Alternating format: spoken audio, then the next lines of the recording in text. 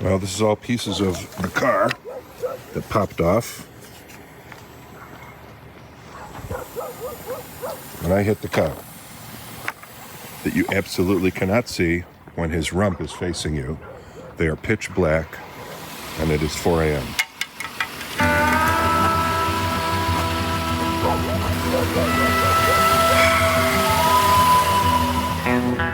This is The Artful Painter, art lessons for artists, collectors, and people who love art.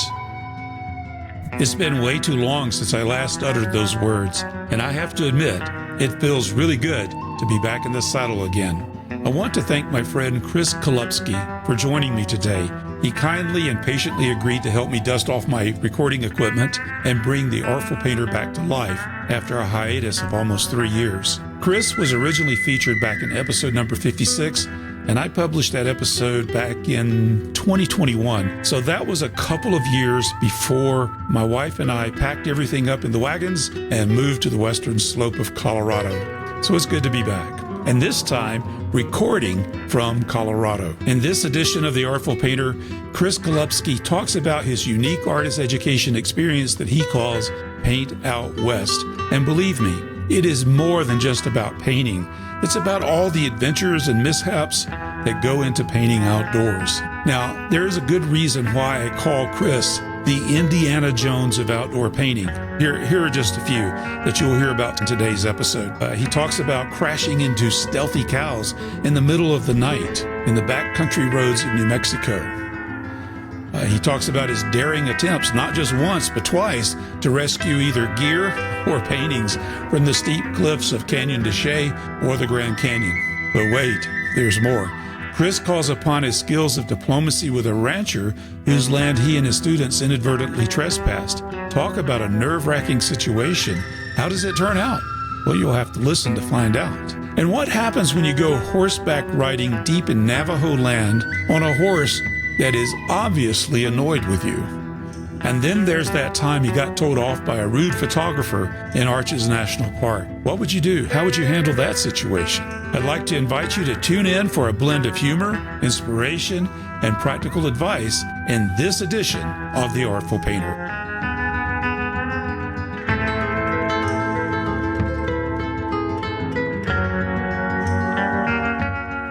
So it's been almost 3 years since I turned on the mic. You're one of the first to be on the 2.0 of The Artful Painter, and I appreciate you being here today. Well, the privilege is truly mine, Carl. Thanks for having me. Yeah. One of my fond memories of moving out here to Colorado, I always intended to start the podcast much quicker than what I did, but family obligations and the realities of construction, especially by a guy that didn't know what he was doing, really kicked in. Yeah.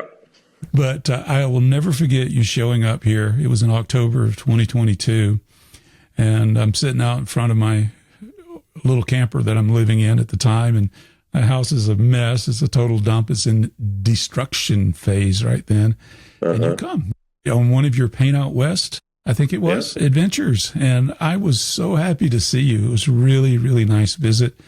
And I have that still, down in the living room. I'm in the loft of the house right now, but down in the living room, I have that beautiful painting of the double arches at Arches National Park that you did. And everybody comments on that painting, Chris. They love that painting. So I'm grateful to have one of your paintings in my collection, and I am so grateful to be able to talk with you again today. Well, thank you. And I'm happy to have given it to you. And the fact that now that it occupies space on your newly remodeled wall is truly my privilege. As I mentioned, you came out here in 2022. What year were you in with Paint Out West at that time? Well, I haven't listened to the first interview with you, but I think that's when I was thinking about it. After that interview, I did it. So that was 2021. And so when I came out in 2022, that was the second year of Paint Out West. Second year. Amazing. Yeah. So it's been 5, this is the 5th year. Let's just kind of back up a little bit. Remind us of what the Paint Out West experience is. Well, it's a virtual painting workshop. I travel. Usually it's 5 classes. each October. And what I do is I set up my camera here, so it's in front of my chest. I've had to learn to paint without bumping the camera, and I set it up so that they can see what I'm painting, the landscape, and then the canvas, and I just walk them through the paces of how I think about the composition, how I set up, how I pre-mix, and then how I actually apply the color. Now that all sounds rather ideal. There's always unpredictable circumstances that happen when you're painting live, when you're painting with, in some cases, crowds of people, or the typical things we deal with when we paint outdoors, weather events. But there's also technical issues. Sometimes there's sudden changes of light, and the camera has difficulty dealing with that. So anyway, at the end of each of these classes, I bring them back into the studio, and under the more controlled lighting and so forth of my studio, I'll either touch up the sketches, or I'll expand the sketches into big paintings, and I've got a few behind me, and that's all part of each class of Paint Out West. Now that's the part that's I produce, that's like this streaming video. What the students do is they get the video link, and then they also get a whole string of photo references pertaining to that video, and they're different photo references, so they can either do exactly what I did, step by step, or they can completely take a fresh composition that I have not yet painted. They prepare their work, and then we have a weekly live Zoom on Fridays, and we meet together, we talk about what we're doing. It's a big, crazy group. Sometimes there's a huge number of people, sometimes it's more manageable, but that's where everybody gets to see one another. How many typically would be in that class? It could be as few as 8, could be as many as 25, but nice. We'll see. It's different each year. And then we talk about technical issues. Students will sometimes learn from students. I'm always surprised at what I hear in these Zoom classes. It's always entertaining and also informative. And then at the end, some students will not join the Zoom. What they'll do is just put their work into an email, and then I will write them a critique of each painting so that they can continue to learn and grow. So they get to travel with you virtually. Yeah, right. But they're able to work in the environs of their own studio, home studio. Right. Yeah. Yep.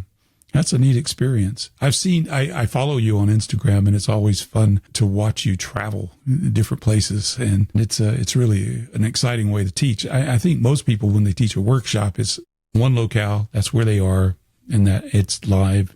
There's generally no recordings of that particular lesson or workshop. And then that's that. So I think that's something that's unique about how you present and how you teach. Thank you. It's funny that you say that this is the first year, this last class, where I did both. I actually had live students in Castle Valley, which is just outside Moab, Utah. I recorded some classes. We had 16 students live, and then they were from everywhere. I couldn't believe it, honestly. Where were they from? Give me an idea. Everywhere. I mean, the farthest was New Zealand. She was a WETA special effects technician.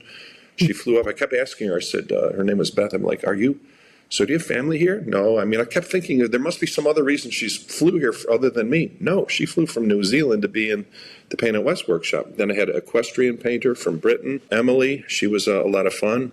And then the rest were from all over the place.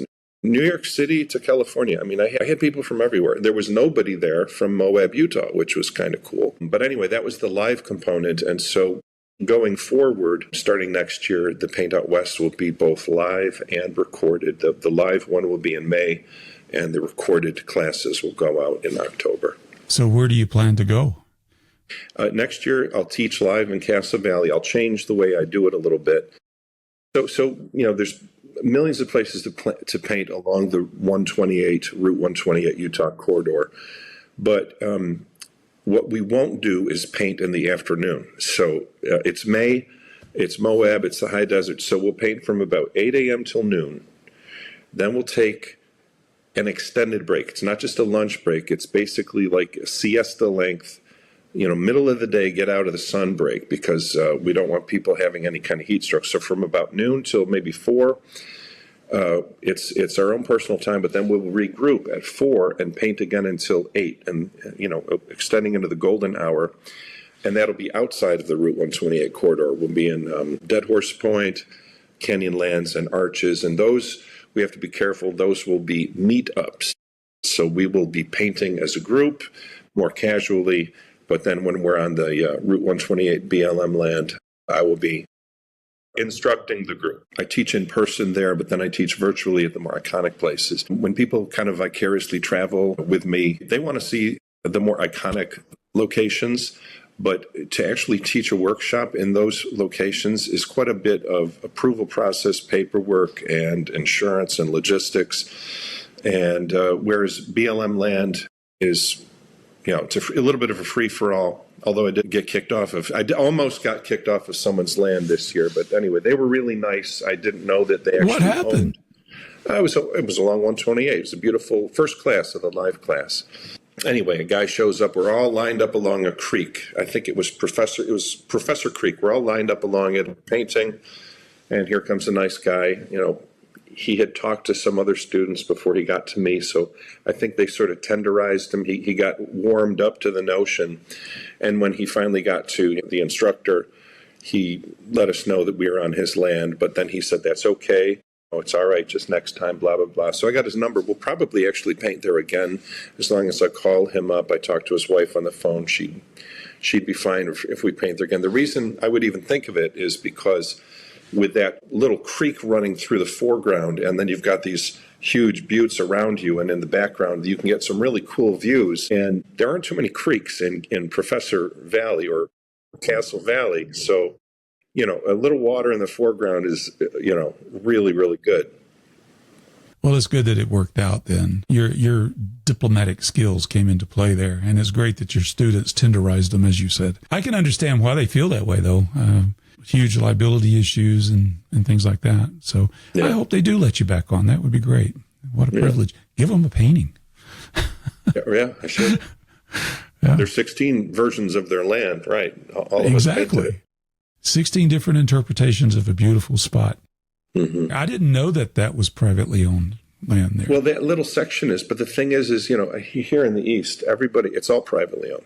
We don't have that here. So everything's by permission. So you assume out West, if there's a section of BLM land that is privately owned, you would expect a sign telling you that. But my wife took me, she found this place traveling with one of her friends out in Olathe, and it butts up against a BLM land. And I never even knew this place existed. She says, "I got to show you this." And so we took a drive up there the other day just to see what it was like.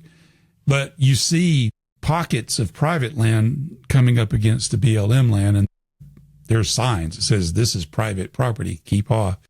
But then you see the signs for BLM. So you kind of have an idea where you can be and where you can't be. I got to imagine in the 5 years that you've been doing Paint Out West, where you go out and you're filming these courses, that you've had some really wonderful adventures. Well, it's always fun. Sometimes there's unexpected things. We went to Yellowstone, which was nice but smelly. The crowds were really challenging, and I recorded a class at the big waterfall there. I think they call it the Grand Falls of the Yellowstone or whatever. Yeah, and, Grand Canyon of the Yellowstone. Yeah. Grand Canyon of the Yellowstone. And there was no room to set up and paint. I mean, the people were elbow to elbow. I got it done. There's another place, Mesa Arch. It's probably... Mm-hmm. Yes, I know. You've been to Mesa there. Arch? Okay. Yeah. So, yeah, I mean, everybody knows it because of their Windows screensaver from about a decade ago was Mesa Arch. And everybody goes there for the sun to rise. And I took photographs. I thought it was more interesting to look at the people than actually through Mesa Arch, because there was this gigantic wall of people with the sun rim lighting them as the sun peaked up. And it was actually a cool shot. But my job was to paint it. And I'm in people's shot. So, what I eventually did is some woman started giving me a piece of her mind, and she was a photographer. But I mean, everybody's there, including myself, for the exact same reason, right? We've driven from who knows where to get there at 5 a.m. for the sun to come up, and here is some big guy with a hat on painting. And so she gave me her thoughts on that, and I just moved out of the way, let her take her shot, and tried to reposition my tripod, which is not easy. And I continued, recording the class, got it done. It was all right. This year, the challenge was I hiked into Zion Narrows for recording a class. Never done that. What's that like? It was cool. It was also tough. I try to miniaturize everything in my backpack because it's on my back and I'm wearing these hip waders. And the problem is, you know how it is when you're out there painting and you waste too much time looking for the shot, right? I got started just a little late, so I'm going farther and farther into the Narrows. And the problem is the last bus leaves it whenever it left. And I'm trying to calculate in my mind, how long does it take me to paint the class, record the class? How long does it take me to hike back? And I got myself into a little bit of a time pinch. So I finally did settle on one view because you're so impressed, but you think the better shot is farther. And I had in my mind this iconic, very narrow composition of the Narrows. And I mean, I finally got sort of to that view, but those views are many miles into the Narrows. And I was only probably able to get maybe 2.5 miles in, which is just scratching the surface. So I barely made it back to the last bus, got on the bus. If I hadn't made it to that bus, I would have been walking, 6 or 8 miles to to where my car was after the buses had stopped. So that was a little dicey. So they bus you in. You can't drive your car to this location, right? At all. Zion is completely bus only. So you have to see I didn't know all the that. sites on the shuttle. Yeah, this year it wasn't really a painting adventure. It was more of a photography adventure because I didn't have my painting stuff with me. But we're in Monument Valley. They go hand in hand. Yeah. Yeah. Well, and I've got to go through these photographs because they're spectacular. But Right. we're in Monument Valley, and this Navajo outfitter, put us on horses. It was me and my son and some people that we didn't know. And normally when I do horseback riding out there, there's question of whether they can put me on a horse because I'm heavy. I won't tell you what the number is, but It's a John Wayne problem. They had to get a special horse for John Wayne. Yeah. And so normally, if they find a horse, it's the biggest one. Well, this guy, I saw the horse he was going to put me on, and I said, I don't think I should mount on that horse. And he said, no. Anyway, he had a reason why it was, quote unquote, good for the horse to work the horse like this. So I'm on the horse. This horse is way too small for my weight. And he takes us out around, I can't remember what the formations were called at Monument Valley. And this horse was really, really struggling. And I won't talk about it too much, but I mean, the horse did not want me on his back. And I haven't experienced this before. I've actually done a lot of horseback riding out there, but this was the first time I thought he's not going to make it back, or we're going up some of these hills. And I have never heard a horse wheezing like this. I thought he might die of a heart attack. I didn't know. That was kind of stressful. But in any event, I got some unbelievable photographs because we were literally at golden hour with crazy low light. And it was an experience. That's amazing. I would love to see that. I've never been there. Valley, so, yeah. Hire a horseback ride. We've been there 3 times, and that was the best and most interesting experience was on the horse. Well, I'll have to make sure that they get like a punch horse or something like that for me as well. Man, that's amazing. I've driven by Monument Valley, but I've never gone into it, and I've never had a guide. And that's on my to-do list out here. I'm so close to it. I'm only 3 hours, if that. Yeah, from, about that. From there. Not even actually. One thing is make sure your car is ready for that road. When we were there, I went there for the first year of Paint Out West, and it's a bumpy road. The loop road is not maintained. It's rough. And then this last year, 5 years later, the road has, in my opinion, deteriorated. It's just more of the dirt is gone, but the rocks remain. So you need a high clearance vehicle that will handle those bumps. I actually couldn't believe just how much bumpier the road was this year. What did you drive it with? Now I'm driving with a Kia Telluride, which is supposed to be... Well, that should be but it was rough even in that. Oh, yeah. I took the air out of the tires. It was that rough.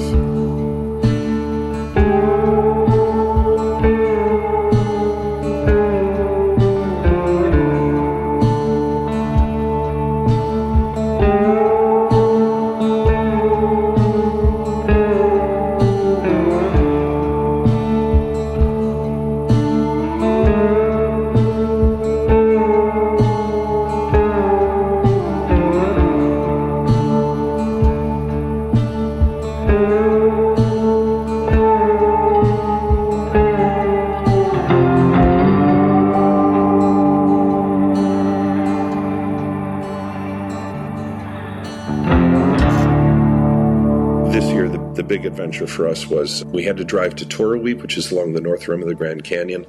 I had this iconic view. It's a pretty famous view of the Grand Canyon. The problem is I had hit a cow. Whoa. What did you just say? I had damaged the car because I hit a cow. You hit a cow?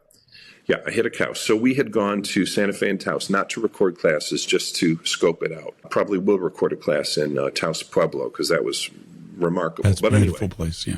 It is beautiful. And I was trying to get to Shiprock before the sun came up. And that's a good 5-hour drive from where we were in Taos to Shiprock. Or I can't remember if it's come from Santa Fe or Taos. But anyways, so Apple Maps takes us through, there's a perfectly good L-shaped connection between a legitimate highway and a legitimate highway. And so we're somewhere in New Mexico and it wants to cut us through. And it's about 5:30 in the morning.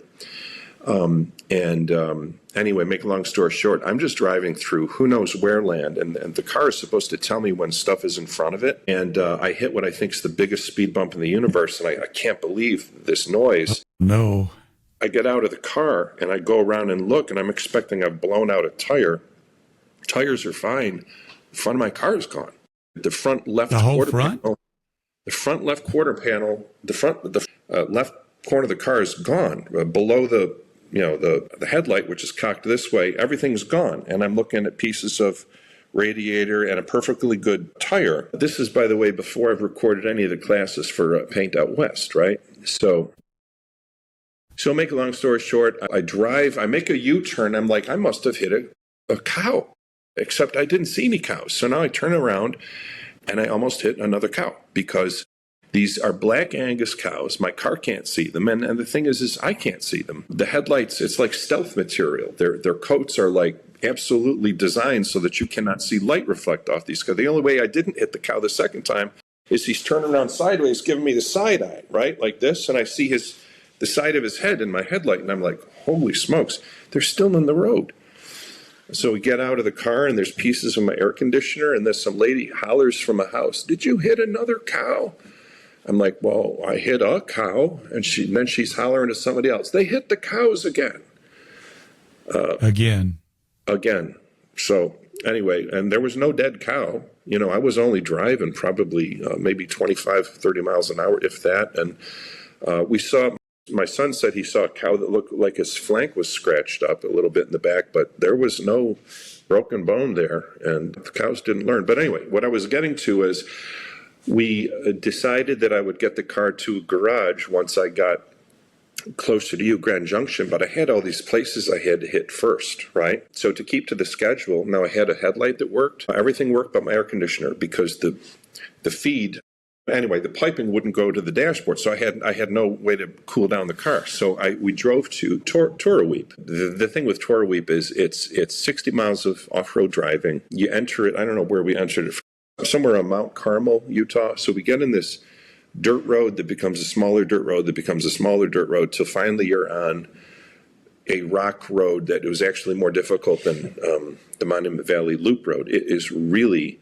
it's like stair steps. I mean, there's some parts of these rock descents were over 1.5 feet. And so we made it happen. I had a full-size spare in the back of the Telluride, so it was just hanging down a little bit, and I had to kind of angle around these projections till we got to the campsite, and we did it. And we didn't blow out a tire. Again, I took the air out of the tires, and we got to the campsite, and it was like the most perfect painting experience at that overlook. And so we did a nighttime sunset class, and then we hiked back to the tent, slept, came back for sunrise, did a sunrise class, which was probably the better of the two classes. That's the one that I'll use for the Paint Out West. And then I've expanded the sketch into this painting behind me, which is going to go to Thunderbird Gallery in Mount Carmel. So, and then about the car situation. So we continued doing the trip, continued recording classes, finally did get it into a garage. And it took like 2 weeks to fix this car. So we just got a rental and we did the rest of the trip. Well, did you take pictures of that car? And I've got some pictures. Yeah, I had to take pictures. I got to see that. The insurance adjuster. I took a lot of pictures.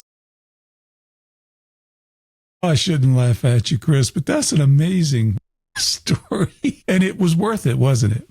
Yeah, it was worth it. There's been a lot of mishaps. I should be advertising how awesome Paint Out West is, but the funny thing is every year there's a catastrophe. Hitting the cow was not the biggest catastrophe. Whoa, wait, there's more? There's more. The year, What's the biggest catastrophe?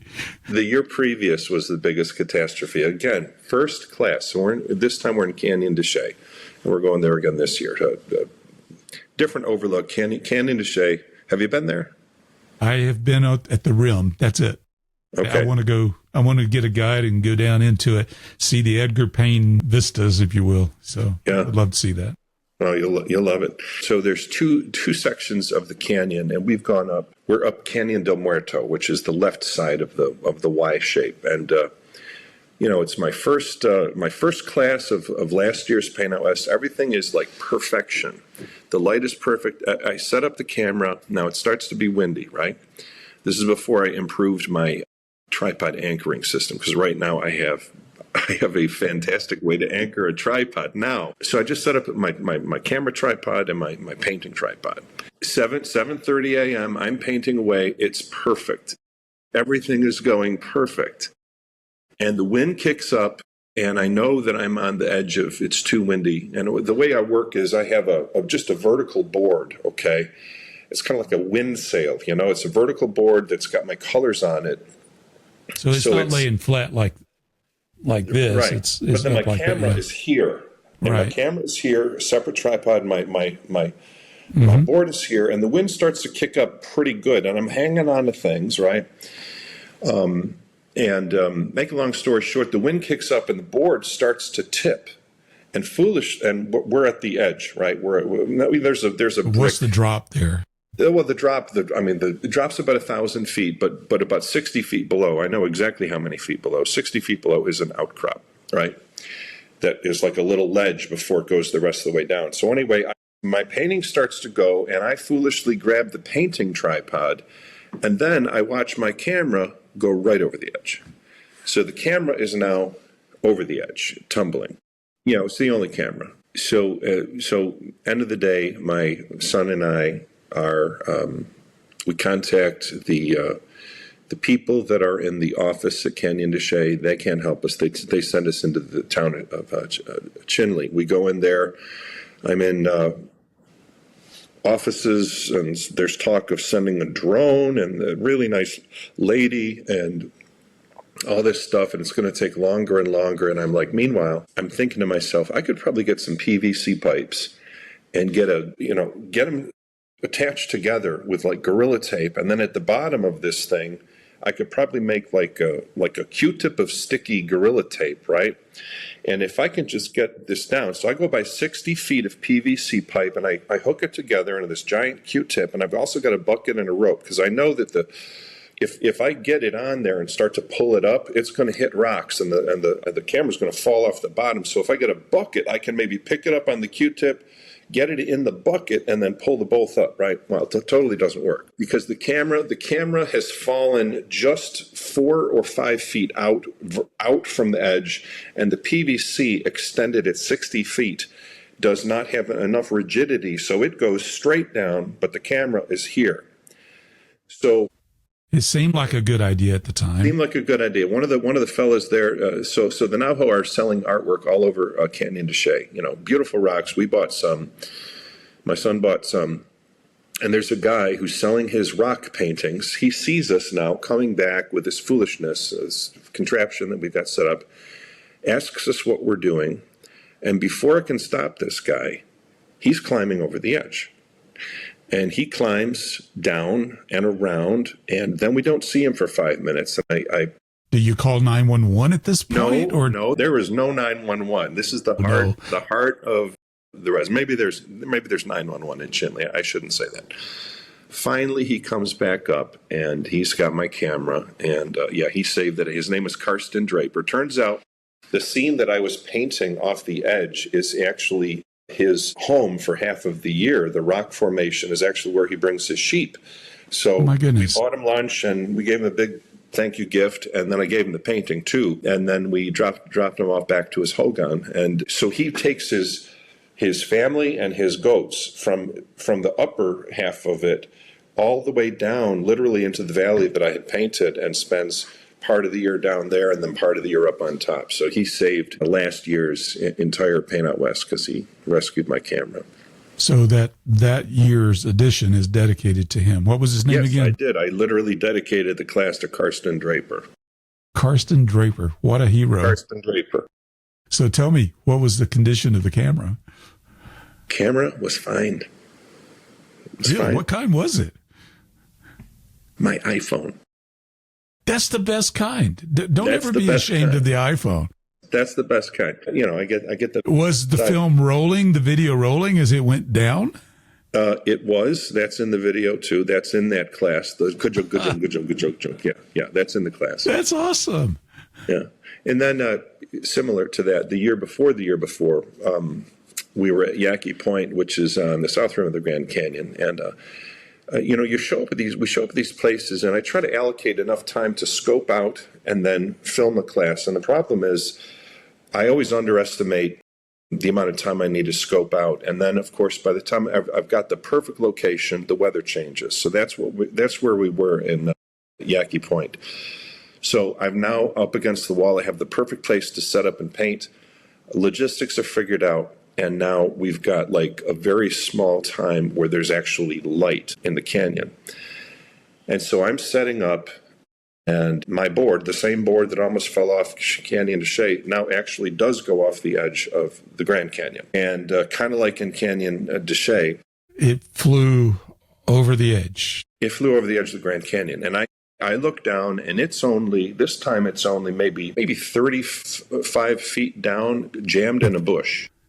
That's still tall enough to kill you if you try to go down there and get it. Well, my wife was there, and she talked me out of something stupid, and we had something else that we could rig together. We love our wives because they do that a lot. That's good. I was able to record the class. The class is good, and I expanded that into a big painting, too. So that was nice. It was 2 years ago. Foolishly, later that day, when the light had changed and the class was in the bag already, I had recorded, I went back to that spot, and I tried to climb down to get this board because I did not have another painting board. So your wife must not have been present when you tried this. He was not present to talk sense into me, and so I started. So the way it worked was it was on a maybe a 3-foot ledge, right? And you could climb down to that 3-foot ledge, but the problem was that between where you could get to the ledge and where my board was jammed in the bush, the ledge narrowed and became more slanted. And a lot of the crumbly stuff off the edge of the Grand Canyon it's way more crumbly and treacherous. It is not stable footing. So I started kind of down, grabbing roots and things. And by the way, the Grand Canyon is like there. I'm staring right down. It's only a mile deep. I mean, I know, and I'm like, and gravity always wins.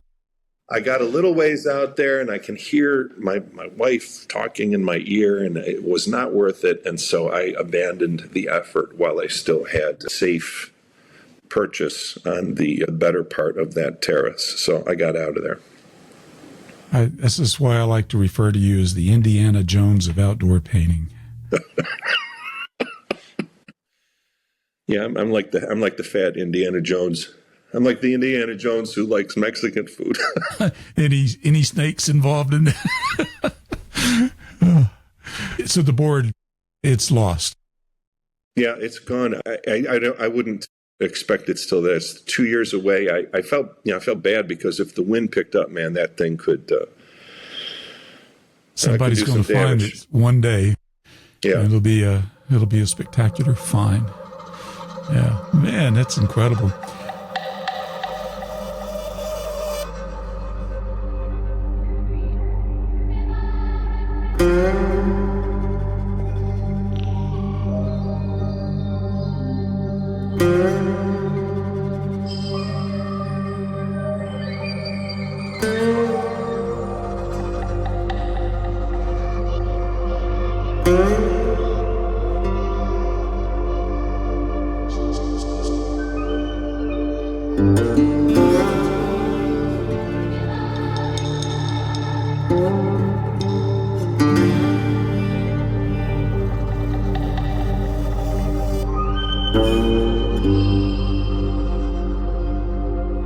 I know you mentioned that you painted with J.R. Sanders. I'd like to hear a little more about that. Well, I've been following him on Instagram.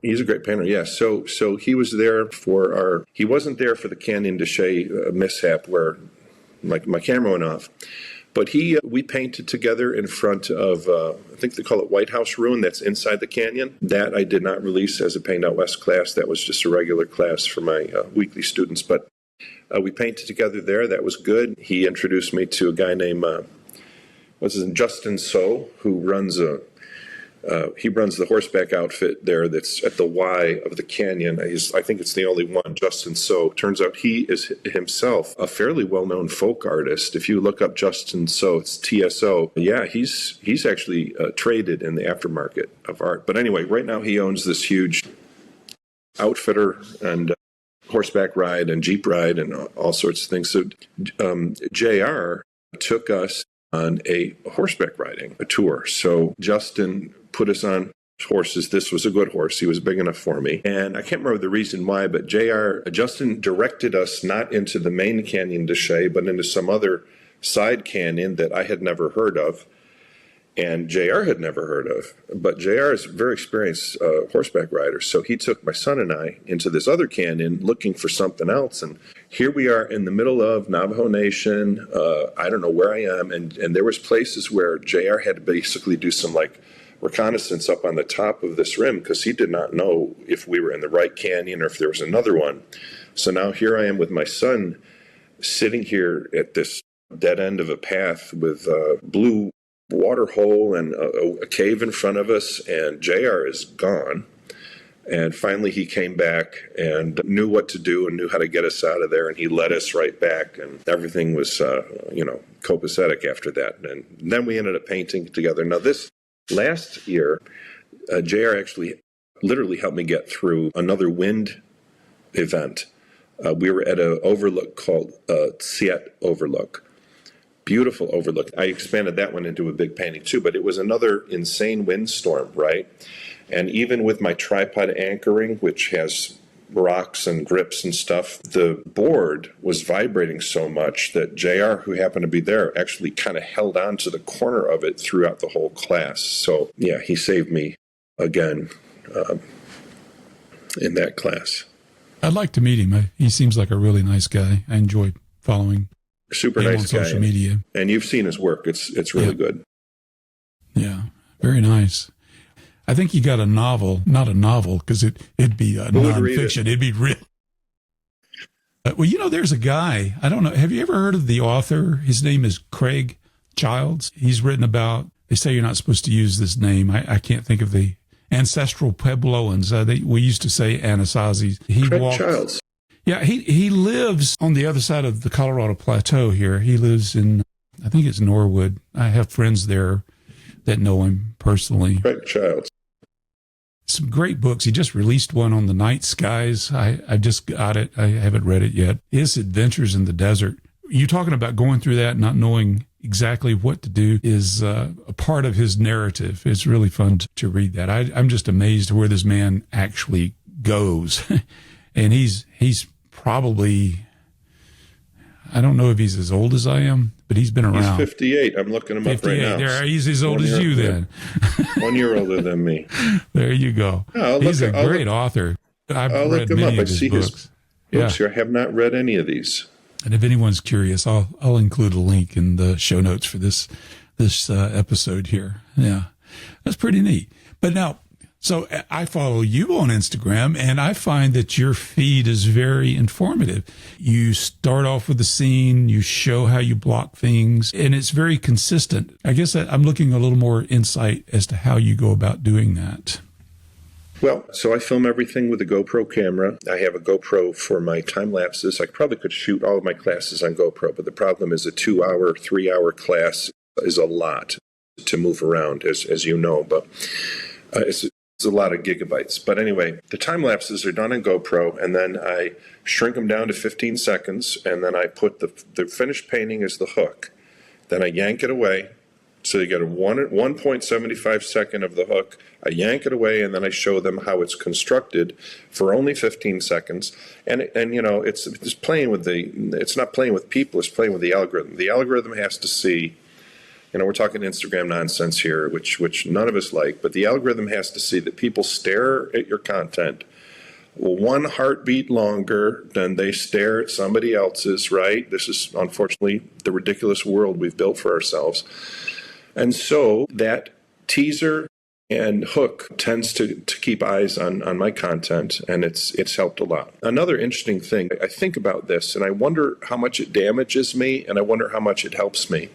What's that? Is that, well, it's that I know from looking at my Instagram statistics, which I'm not the best person to look at this stuff, but I know that lower contrast content. Okay, let me clarify this visually speaking.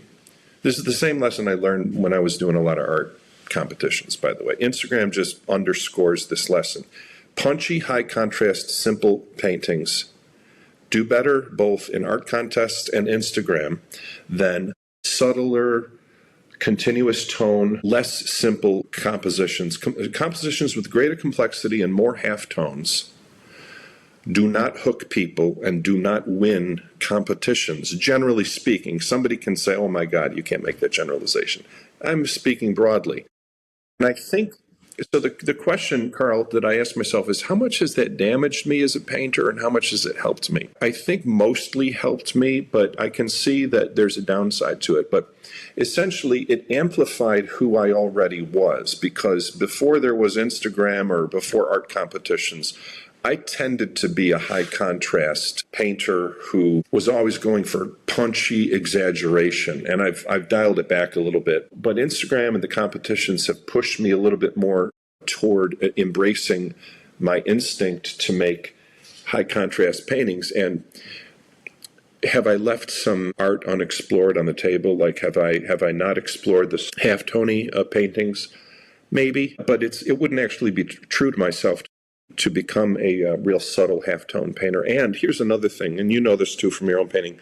Seems like anytime I decide I'm going to take a really strong painting that I think is, that I've done, and then start to refine it and add the intervening values and all the small shapes, it really doesn't strengthen the painting. There's really short time into that process, I'm subtracting from the painting, even as I add maybe more shapes and more halftones. The painting is getting weaker. So I have learned that that's one benefit of Instagram, is generally speaking, it's helped me steer myself away from pursuing subtlety for like no gain, no artistic gain, no gain with the viewer. And you know how it is with us, Carl. We sit there, we stare at a section of our painting, and for some reason we hate it. And we fixate, we pour 3 hours into that painting. Then we have our wife come and look at it again. She has no idea what we've done. It didn't help anything. It didn't. And you do that 5 times in a row now. You've got 24 more hours invested, and you got all the halftones in and all these softer forms. And then you have her wife in again, and she liked it before better. Well, thank God that she's honest with you enough to say that. But that's not what you want to hear when you've put all that time into refining a painting. So, like behind me, I have examples of ones that I've put too much time in, and some examples of ones that I was like, you know what, it's fine. I think of off the subject here, but like I love movies, right? And I love Steven Spielberg and John Williams and all that. But some interview with with Steven Spielberg, and somebody was with him as like undergrad, watching how he was directing the movie The Fabelmans. And one of these students that was there said, well, Stephen, don't you think you want to get another take of this scene?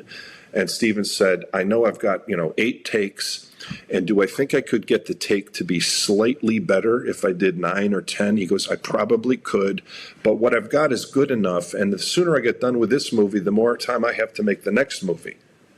And I thought, that's right. You got to just move on from these things. So I definitely am teaching a simplified way of painting for sure. And it doesn't appeal to everyone, and that's fine. But the Instagram feedback and then the feedback of my own experience when I put a huge amount of time into a painting, and if there's diminishing what do you call it? Results, diminishing the returns. Point of diminishing returns. There you go. Diminishing returns. Yeah. And it informs the way that I teach. Not every painter wants to hear this. Not every student wants to hear this, but usually stop touching it after 2.5 hours. The light is different. I know some painters, Matt Smith and others, will go home and they can refine that painting. They can put another 2 or 3 hours into it, and it's really a gallery-worthy painting, and it's beautiful. And sure, students can do that, but I'm trying to teach a process of reducing values, reducing shapes, simplifying, and then finding beauty in what you're not painting, finding beauty in what you're ignoring. It's finally come to a point where I'm comfortable changing the photograph. Like, I don't mean going into Photoshop. I mean, once you're broad enough in the shape manufacture, you can then, because things are so broad and the shapes tend to be big and simplified, you can start to move them around a little more freely. I just had one where fidelity to the photograph meant a bad painting, and drastically changing the position of the foreground meant a better painting. And it was not a big problem to do it. I remember 10 years ago, if I realized, I have to shift the entire position of the foreground, like I have to go to the whole foreground, I would have tiptoed up to that. I would have tried it and then been afraid and then reverted, and then I would have just left it the way it was, inferior painting. And I think the reason I can do that now, aside from staring at nature enough, is not committing to making everything precisely rendered in small forms. And that gives me license. That's good, though, because the paintings that appeal to me are paintings that look like paintings. It may sound simplistic. The paintings that appeal to me the most tend to be that way. And you will see a number of different textures involved that accentuate the medium, not just the subject, but the medium itself. I love that. I love the textures in the paintings. I'm not saying every painting has to have a texture, but you get what I'm talking about. I don't want it to be a photographic rendering. Right. Yeah. Yeah. Absolutely. I completely, I feel the same way. I don't always paint that way. Sometimes I do get a little tight, but that's the sort of work I like too. So, Chris, I'll have to have you back on to talk about some of this more philosophical stuff with painting and all that. I do want to talk a little bit more about the Paint Out West experience. It has clearly evolved and improved. You've had certainly many adventures with that. And I think even those misadventures are a part of the lessons that we learn as outdoor painters. But going forward, what's happening with Paint Out West? What are your plans this year? Where are you going to be taking your students? Sure. Well, so the classes are already recorded, editing them, and I'm back in the studio expanding the paintings now. So this year we have Grand Canyon Toroweap, which I talked about earlier. That's going to take us both to the edge and then back to the studio as I show students how to expand it. Grand Tetons, we're going to do Mount Tiwanaut. I think I'll probably touch up that sketch. Mm-hmm. Yeah. Canyon Shea, again, Siet Overlook, and I'll expand that painting. Zion Narrows is going to be tricky. You'll see the big painting behind me. It's a tricky video because the light was changing in the distant canyon, and so there were some parts that were blown out. But I think the part of the class where I expanded is really going to be informative. Yeah, well, that's part of the process, right, of painting outdoors, is the challenges that you face with lighting, the weather, the conditions, getting there, the logistics, and all that. That's part of it. That's part of our learning process. Yeah. And then Monument Valley will paint the mittens, and I probably will talk a little bit about some other compositions that I have. Now, what are your plans for the future? Well, next year I'll be in person again in Casa Valley, as I said. And what we're going to, in the evenings, we'll go to Arches, Canyonlands, Dead Horse Point, and I'll be recording all the classes that I teach live, and I'll release the good ones as streaming classes to the October students. So it's going to be live classes in May, and then the recorded classes will go out in October. And if anybody's there for the live classes, they will also get the recorded classes that go out to the larger group of students in October. Well, I think it's exciting what you're doing as far as your approach to teaching with Paint Out West. I know, though, it takes a really accomplished and inspired artist such as yourself to be able to impart that knowledge. So very grateful to you, Chris, that you're willing to share that information. But I know you're an artist, and you're doing larger pieces as well as the smaller pieces, and you're doing more gallery work as well. Yeah, that's been a shift, and I'm not focused on making these little paintings anymore. In fact, I'm not showing as many as I used to. I really like the large studio paintings now. At first, I was pretty intimidated by them because what works at this scale in a blurred out corner of a painting does not work at a blown up to 30 by 40 or larger. They just you have to make more shapes, and so it's challenging. And I think I'm getting better at it, and I'm enjoying it more. Well, yeah, there are. I encourage everyone to take a look at Chris's website. What's the URL to your website? Kolupski.com, just chriskolupski.com. We'll have a link. Yeah, and that's where they can sign up. Yeah, that's where they can sign up for Paint Out West or anything else. Nice. Chris, it's been a real pleasure talking with you. You know, as before we started recording this, I told you that you were a guinea pig. I've been out of practice for nearly 3 years, so I'm most grateful for your patience with me and helping me to get The Artful Painter going again. So it's a real pleasure, and I hope we can meet up again when you come out here out west. Yeah, next May, I'll be out again. Okay, we'll be looking for you. All right, Chris, thanks so much. Thank you.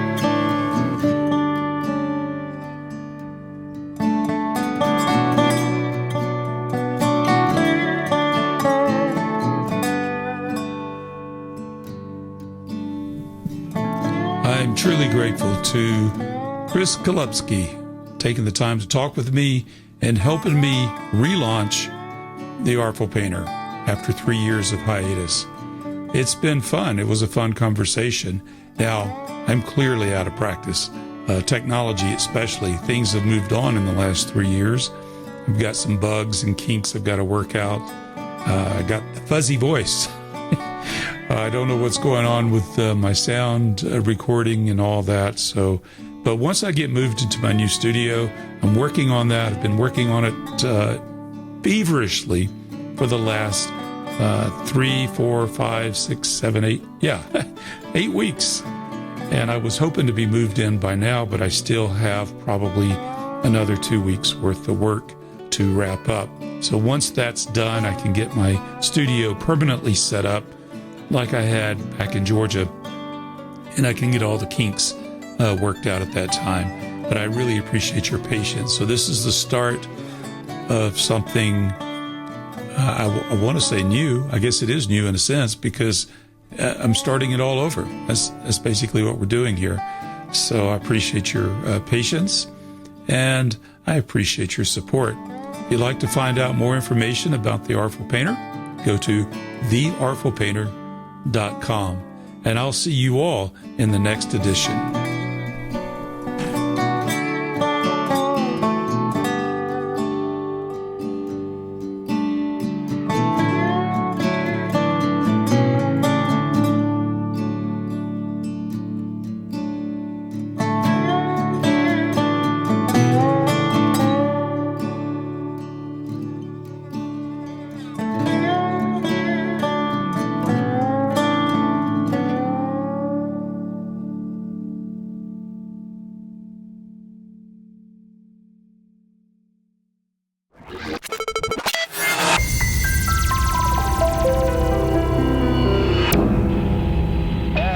Picture on the TV.